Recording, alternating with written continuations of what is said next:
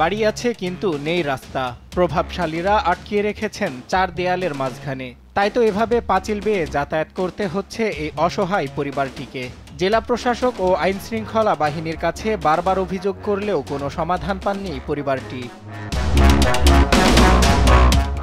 1999 সালে 6% জমি কিনে বাড়ি তৈরি করে বসবাস শুরু করেন ইয়াসমিন ও আব্দুস সামাদ। পরে স্থানীয় প্রভাবশালীরা ওই জমি ক্রয় করার জন্য প্রস্তাব দেয় পরিবারটিকে। এতে রাজি না হওয়ায় চারদিক থেকে রাস্তা বন্ধ করে দেয় তাদের। এতে 2 বছর যাবৎ থেকে অবরুদ্ধ অবস্থায় রয়েছে পরিবারটি। অনেক বছর ধরে আমরা বন্ধ করে রাখছি, আমরা তো যাতায়াত করা পারি না। এটা আপদ বিপদ হইলো যেমন যায় না, অনেক সমস্যা হইতেছে, টাকা পয়সা নিয়ে আমাকে রাস্তা দিতেছে না। বাঁশের মই দিয়ে এভাবেই জীবনের ঝুঁকি নিয়ে পারাপার করছেন পরিবারটি। জীবন চালানোর জন্য তো যেতেই হবে কর্মের খোঁজে। তাই তো শত কষ্টের মধ্যেও এভাবেই দিনের পর দিন যাতায়াত করছেন পাঁচিল বেয়ে। সিটি কর্পোরেশন এলাকা হিসেবে যাতায়াতের রাস্তা তো এরাই করে দিব, কিন্তু এরা আমাদের রাস্তা তো দেয় না, উল্টা তাদেরকে আরো সাপোর্ট দিতেছে, প্রশ্রয় দিতেছে। এমনই এক চাঞ্চল্যকর ঘটনা ঘটেছে গাজীপুরের কাশিমপুরের হাতিমারা এলাকায়। অবরুদ্ধ থেকে মুক্তির আশায় গাজীপুর সিটি কর্পোরেশন, জেলা প্রশাসক, মেট্রোপলিটন পুলিশ ও সেনা ক্যাম্পে বারবার অভিযোগ করলেও কোনো সমাধান পাননি এই পরিবার। আবেদন করছি, থানায় আবেদন করছি, সিটি কর্পোরেশনে গেছি, তারপরে জেলা প্রশাসনে গেছি, তারপরে আর্মি ক্যাম্পে গেছি, কোনো জায়গা থেকে আমাকে সায় দেবে না।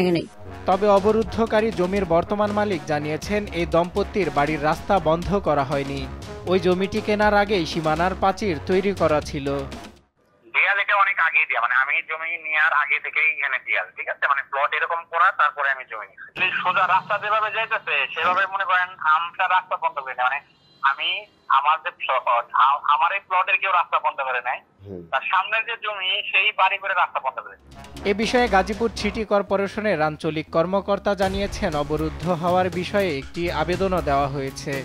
আবেদনের প্রেক্ষিতে সরজমিনে তদন্ত করা হয়েছে। রাস্তার সমস্যা সমাধানের বিষয়টি প্রক্রিয়াধীন রয়েছে। ওনার বাড়ির রাস্তা কি অবরুদ্ধ হয়ে রয়েছে, তো এই বিষয়ে আমরা সার্ভেয়ারকে পাঠিয়েছিলাম, সরজমিনে তদন্ত করেছেন এবং উভয়পক্ষকে নোটিশ করা হয়েছে যেন এটা মানে ওনারা আসে এবং এই শুনানির মাধ্যমে বিষয়টি নিষ্পত্তি করার জন্য। তো বিষয়টি প্রক্রিয়াধীন রয়েছে, খুব দ্রুতই আমরা একটি সুষ্ঠু সমাধানের অপেক্ষায় আছি। দ্রুত অবরুদ্ধ অবস্থা থেকে মুক্তি পেতে সংশ্লিষ্ট কর্তৃপক্ষ প্রয়োজনীয় ব্যবস্থা নেবেন, এমনটাই প্রত্যাশা ভুক্তভোগী পরিবারটির। সজল বিশ্বাস, নিউজ ডেস্ক, দেশ টিভি।